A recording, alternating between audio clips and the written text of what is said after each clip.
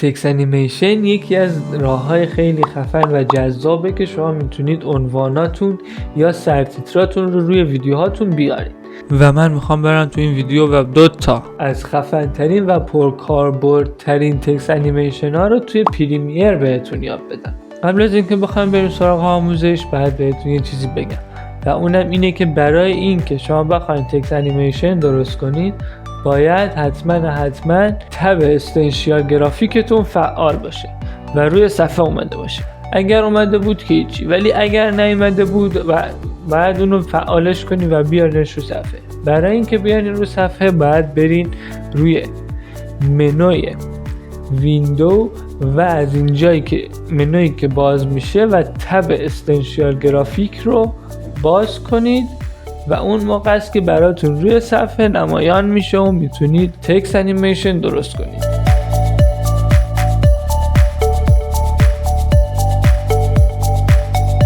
این تکست انیمیشنمون شامل 3 تا لایه تکست و 2 تا لایه لوگویه که بعد هر 5 تا لایه رو بذاریم روی تب استنشیال گرافیک به این صورت و به این چیدمان. بعد از این که ما اینها رو نوشتیم و لوگوها رو آوردیم، چیدمانشون رو باید درست کنیم که از طریق این المان ها میشه محور X و Y شون رو تغییر داد داخل اسنشیال گرافیک که همینطوری به همین صورت هم برای تکست ها و هم برای لوگوها رو تعیین میکنیم و میریم سراغ مرحله بعد که اعمال کردن افکت روی هر کدوم از این های حرف M اگر بخوایم انیمیتش کنیم باید چیکار کنیم؟ باید بیایم و افکت ترانسفورم رو روی اون اعمال کنیم. برای اینکه روی اون فقط اعمال بشه باید حرف M رو داخل پوشه بذاریم و از این طریق داخل اسنشیال گرافیک میشه یک لایه رو که داخل اسنشیال گرافیک داخل یک پوشه گذاشت. حالا که آمدیم و حرف M رو داخل پوشه گذاشتیم فقط کافیه افکت ترانسفورم رو از توی تب افکتس ها پیداش کنیم و بعد از اون بیایم و بذاریم بالای حرف M'مون. بعد از اون دیگه فقط برای حرف M اعمال میشه این افکت و بعد از این دیگه فقط کافیه که به پارامتر پوزیشن اون کی فریم بدیم و در کی فریم اول اون رو به سمت عقب بکشیم و اون مدلی از کادر خارجش کنیم.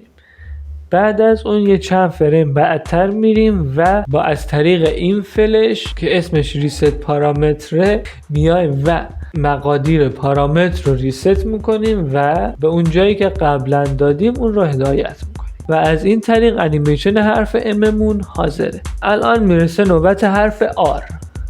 حرف R هم مثل حرف M، یعنی باید اون رو داخل یه پوشه بذاریم، افکت ترانسفورم رو اعمال بکنیم، کی فریم بدیم، ولی با این تغییر که یک افکت کراپ هم باید روی افکت ترانسفورممون اعمال کنیم و مقدار Lش رو زیاد کنیم یا این که این مربعی که اینجا میبینین رو بکشیم و به بعد حرف M منتقلش کنیم. با این کار دیگه فقط ما داخل این کادری که اینجا هست R رو داریم و دیگه این ورتر و اون ورترش دیگه حرف آری وجود نخواهد داشت. بعد از اون میایم و با کلمه استودیو هم همین کار میکنیم. یعنی چی؟ یعنی داخل پوشه میذاریم، بعد افکت ترانسفورم رو روی هر کلمه استودیو میذاریم و بعد از اون افکت کراپ رو هم روش میذاریم، فقط با این تغییر که بعد محور ایگرگش رو انیمیت بدیم و از بالا کادر کراپ رو کوچیک‌ترش کنیم. حالا میرسیم سراغ این که بخوایم به لوگوهای افتر افکت و پریمیری که گذاشتیم انیمیشن بدیم. برای این کار بعد از این که داخل پوشه گذاشتیم باید روی اونها افکت بیسیک 3D رو بذاریم که به اون حالت تاب بخوره. وقتی که افکت بیسیک 3D رو اعمال کردیم میایم و پارامتر تیلتش رو مقدارش رو عوض میکنیم و میذاریم روی 90.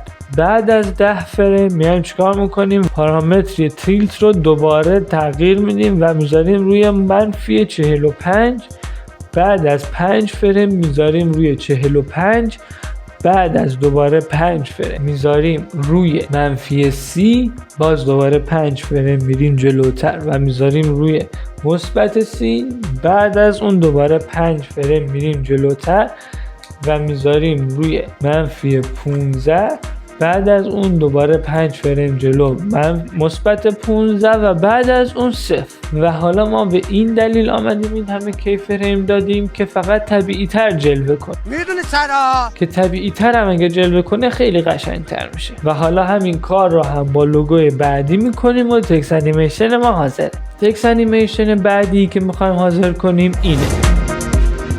برای اینکه ما بخوایم این کار رو بکنیم و این تکست انیمیشن رو درست کنیم باید بریم و خطمون رو داخل پوشه بذاریم و بعد از اون افکت ترانسفورم رو روی اون بندازیم. بعد از اون بیایم و داخل افکت ترانسفورمی که اعمال کردیم دنبال پارامتر اسکیل بگردیم و اون رو در 10 فریم از 0 به 100 برسونیم.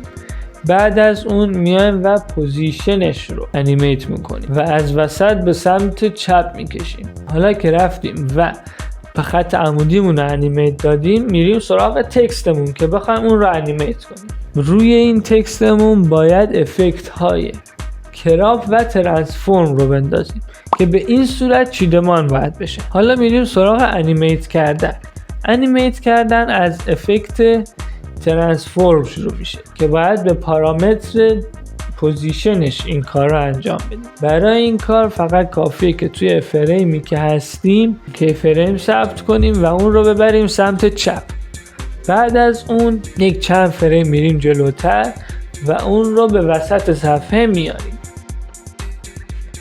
بعد از اون کافیه که پارامتر لفت رو داخل افکت کراپ پیدا کنیم و بهش انیمیت بدیم و جوری باید پارامتر لفت کراپ رو بیایم انیمیت بدیم که از وسط بیاد سمت چپ به حالتی که انگار داره دقیقا خط عمودمون رو دنبال میکنه. اگر هم دیدین که در فریم پارامتر لفتتون به جوری نیست که پشت خط باشه میتونید دوباره تنظیمش کنید و اون رو بیاریم پشت خط و برای هر فریمی که اشتباه بود میتونید این کار رو انجام بدید. بعد از اینکه آمدین و اصلاحاتی که لازم بود رو انجام دادین انیمیت ما و تکست انیمیشن ما حاضره. خیلی خوشحال شدم که تونستم شما رو داخل این ویدیو ببینم. شما هم داخل کامنت ها نظرتون رو بنویسید و بگین که اصلا شنیده بودید که تا حالا کسی داخل پریمیر تکست انیمیشن درست کنه. همینطور سابسکرایب و لایک هم فراموش نکنید و این ویدیویی هم که این ور میاد در مورد کاربردهای ماسک کردن داخل پریمیره که آدم 4 تا از کاربردهای ماسکینگ رو داخل این ویدیوی اینجا گفتم. بریم ببینید که میتونه بهتون ایده های خیلی زیادی بده.